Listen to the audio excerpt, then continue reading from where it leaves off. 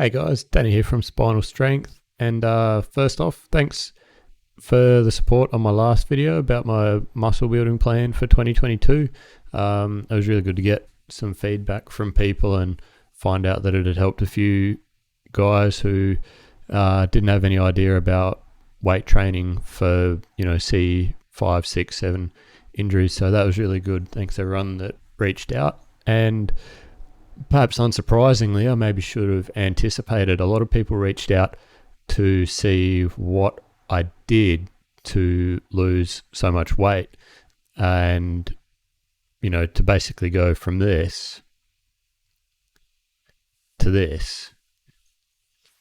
So I thought I'd do this video to cover that and go over it. So pretty much there's two keys to fat loss, one being a calorie deficit and the other one being consistent with that deficit, and that's really all there is to it. So thanks for listening, guys. But yeah, look, in all seriousness, it's simple, but that doesn't mean it's easy. A lot of people will struggle with adherence. I personally, my willpower isn't all that strong. If there's chocolate or ice cream or whatever in the house, I'll just eat it until it's gone. So I just don't buy it. So that's sort of number one, is changing the way you think about it. If there's nothing shit in your house to eat, then you just can't eat it. That's how I manage it, So that's sort of the first thing, is cut out shit that you don't really need. And then you want to replace it with good food. So there are a lot of fad diets out there, right? And they all advocate different sort of shit. So like you've got the HCG diet's a big one at the moment, where you just take these injections and eat 500 calories. And it's like you're literally in a massive calorie deficit, like basically anorexic, So it's just like a fad thing. And then, there are some that do have their merits, like keto, for example. If you're able-bodied, is a decent one. Personally, I haven't done it because, for one, with a spinal cord injury, you're going to need a fair bit of fiber to keep things regular, as you probably know. And keto basically cuts out the majority of carbs, which is where fiber comes from. So keto I would write off pretty much straight away if you have a spinal cord injury. Maybe if you've got like bowel function, like correct functioning bowels, then you could look at keto, but for the majority of us, I would just write it off and not bother. It's not worth the heartache. But then you've got some more well-intentioned ones, I guess, like there's paleo, which isn't going to be too bad. Vegan and vegetarian, you can make that work. The most muscle I ever gained, actually, when I was able-bodied, I was on a mostly vegetarian diet. And, there's definitely a lot of fiber in that. That'll keep you going. But really for myself, what I actually did was just cut out shit food, get really consistent with what I was eating. Like I basically knew down to the gram how much protein, carbs and fat I was eating every day, and by extension calories. So I go really well when I just eat the exact same thing every single day.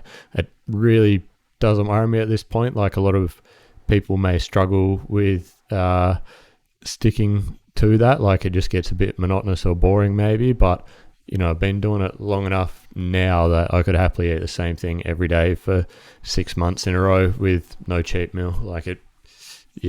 So if you want advice from someone that promotes balance, then that's probably not me. Very much an all or nothing person.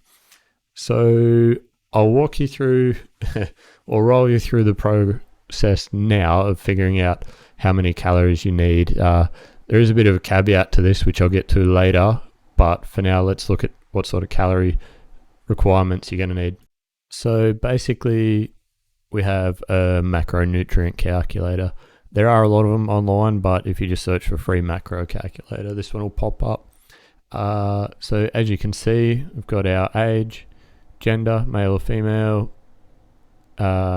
height, weight, activity levels, and your goal. So this is for those of you who talk in old money. I'm part of the new world, so we're going to use metric. So I'm 28, male, 178 centimeters, and roughly 75 kilograms. I currently exercise probably 6 or 7 times a week. I do weights 6 times a week and cardio 7 times a week. And my goal at the moment is weight gain. So we've got a variety of ranges here. So it's maintain weight, mild weight loss of 1 pound a week, extreme, blah, blah, blah. So look, the most accurate way to do this for someone with a spinal cord injury is to probably just figure out your maintenance weight. So we're just going to go to calculate here. And this is going to give the protein, carbs, fat, and total calories a day required for maintenance. Now, that is about 1,000 calories more than I am actually needing for maintenance. And the reason for that is when you have a spinal cord injury, your calorie needs are significantly lower because basically it doesn't require a lot of energy to support a paralyzed muscle. It's not doing anything apart from maybe some spasms, but you're not utilizing and burning the same amount of energy an able-bodied person would be. So there are a few rules of thumb, and it's an inexact science, and really it's going to be personal experimentation a bit to figure out exactly how many you need. But the general rule is sort of a percentage range somewhere between 95 and 70% of the calories shown on that calculator previously. So by way of example, that calculator recommended me 2,980 calories to maintain my body weight, and 70% of that is 2,086, which is a lot closer to what is actually my maintenance. So you can sort of see where that discrepancy comes in. You know, I'm C6, so I basically have shoulders, traps, back, biceps, and that's about it. That's all that's burning energy. And my brain. Your brain's a big burner of energy as well. So that's sort of, it's going to take a bit of personal experimentation, but I would say as a rule 70% is probably good for like a low quad like C5, 6, 7. And then the further down you go into the T-level injuries, you'd start approaching the 80, 90, 95%. And it's also going to really depend on your current activity levels too. So that's going to be a bit of personal experimentation, and it'll just give you a baseline to sort of start with and playing around, and then you can start messing with it a bit further and tweaking your diet to get to a rate of fat loss that you're happy with. So the other thing you will have noticed probably is this macronutrient breakdown or recommendation here. So this is actually pretty decent. So what I would recommend is when you figure out your spinal cord injury adjusted maintenance calories is to just cut the extras out of the carbs as long as you can maintain a decent level of fiber. So fiber is sort of dependent on your body weight, but I aim for around 0.6 grams per kilogram of body weight, and that does me pretty well. So at 75 kilos body weight times 0.6 comes out to 45 grams of fiber a day for me, which seems to be doing pretty well. And, you know, since I've been hitting that consistently, my bowel program has got a lot better, a lot more consistent, and I've been able to get a lot more confident in going out without worrying about bowel accidents and that sort of thing. So that's been really good. That's a really big part of it. Like, if you take anything away from this, make sure it's that to hit your fiber targets. As for exercise, if this is sort of your first exposure to any sort of exercise, or maybe the first time you ever went into a gym was after your spinal injury, then you may be wondering, what's the best thing to do? And really, it doesn't matter. Diet is going to be what loses fat. Exercise is going to give you other benefits. So, for example, maybe you do some cardio and you go for a push outside, and you make that your thing every night. You go out and go for a push for half an hour, 45 minutes, whatever, and you'll start noticing that as you drop weight and your endurance improves, then you might get a bit more independent out in your community, being able to push yourself around for longer. Or maybe you want to do weight training and you start noticing that with the combination of losing body fat and getting stronger, that your transfers are getting easier. Maybe you're getting more independent. That certainly happened for me. I came out of the hospital needing a 2-assist slide board and slide sheet transfer just to get it from my bed to my chair, and now I can just do lift transfers in and out of the commode and my chair, and I'm getting pretty close to being independent with car transfers as well. So pick your exercise based on what your other goals are. As long as you're in a calorie deficit, you're going to be losing fat, but yeah, come up with some other goals and build your exercise around that. And that's also going to be more motivating for you because, well, I know for myself personally, when I started getting stronger and I was noticing how much easier my transfers were getting, I was like, this is great. I can actually see a path to independence in the future by doing this. And, that sort of snowballs, and you just keep seeing yourself improving and getting better. So it's obviously nice to lose weight, and you're going to feel better about yourself for that. But I really think pick your exercise regime based on external goals to improve your independence and just your quality of life. And I think you'll get a lot more out of it, and you'll probably be a lot more likely to stick to it as well. Especially like for myself, I found that I was becoming less and less reliant on other people, like my friends and support workers and that sort of thing. And that alone was enough to motivate me to push even harder.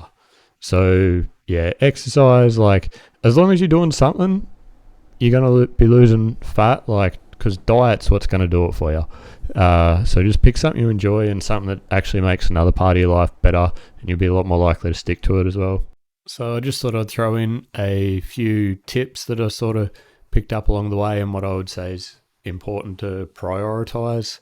So look, most people are going to be hungry, losing weight as it is, but with the reduced energy needed with a spinal cord injury, it's possible you're going to be in pretty low calorie territory. So you want to eat foods that aren't calorie dense. So you can bulk up your plate with blueberries, broccoli, spinach, all that sort of thing, and with the bonus that it's actually pretty good for you. And after a while, it tastes good as well. My sweet tooth thing now is blueberries. It used to be ice cream, but yeah, now when I crave something sweet, I go for blueberries. So yeah, low calorie density foods. Drink more water. So I know this can be a hard one to manage with your bladder. Everyone's got a different sort of setup for how they manage that. I have an SPC, so I'm just pretty much on free drainage to a bag. I can just go and empty that out whenever I want, and then overnight I just hook it up to a bucket and just, yeah. So how much I drink's not really a big issue for me, but if you're doing intermittent catheters, then it's probably going to be a pain in the ass, but I do think it's worth it. You're going to feel fuller, and it is just better to be hydrated.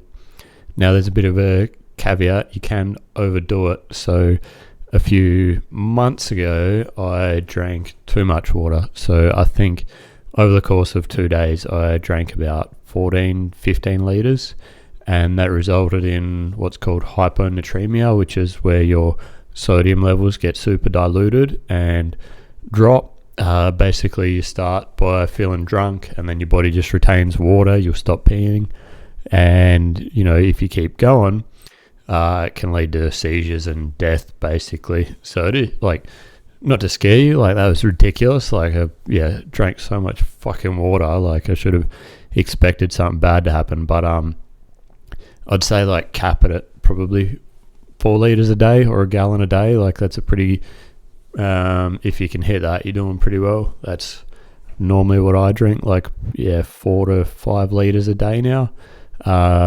And it's good for a lot of reasons. Like, it flushes shit out of you, makes your skin look better. Like, you just perform better mentally when you're hydrated as well.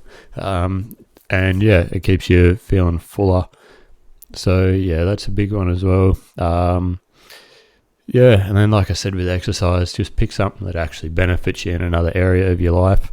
There's no point doing some form of cardio that you hate and isn't really doing anything for you, just for the sake of burning calories. Like, go and do something that you actually enjoy and something that's going to help you out.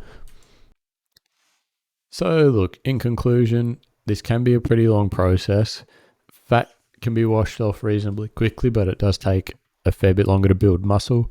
Like the 2 photos I showed you of myself earlier, they were probably about 18 months apart.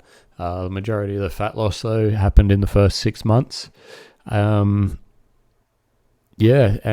like I said in my last video, if I can help you out, just follow me on Instagram at Danny25, send me a message there, or drop a comment down below on this, and I'll do my best to help you out and hopefully get you on track to being healthier, more independent, and feeling better about yourself. Thanks for listening.